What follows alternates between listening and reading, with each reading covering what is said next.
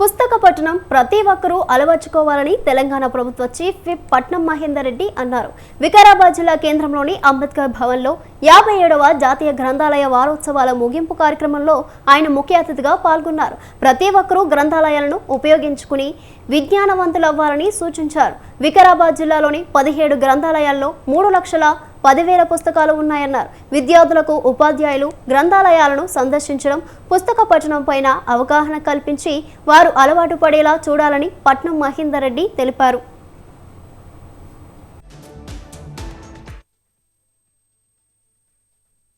ఇక్కడ 3,10,000 బుక్స్ అన్ని ఉన్నాయని చెప్పి కూడా చెప్పడం కూడా జరుగుతున్నది.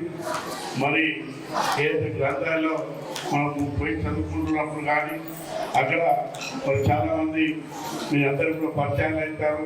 మరి మంచిగా ఇంకా ముందు పోనీకి అవకాశం ఉంటుంది. కాబట్టి గ్రంథాలను అలవాటు చేసుకున్నట్టయితే అందరూ కూడా మంచి చదువుకొని మరి చాలా విషయాలు కూడా గ్రంథాల్లో మరి పుస్తకాలు చదవడం వల్ల పుస్తకాలు చదవడం అలవాటు చేసుకుంటే చాలా బాగుంటుంది. మరి పుస్తకాలు చదివినట్టయితేనే మంచి మంచి విషయాలు కూడా మనకు తెలుస్తాయి. కాబట్టి మరి దీనికి తోడుగా మరి గ్రంథాలు కూడా పుస్తకాలు కానీ భవనాలు కానీ చేయవలసిన బాధ్యత కూడా ప్రభుత్వం మీద ఉన్నది. మరి ఇక్కడ 3,00,000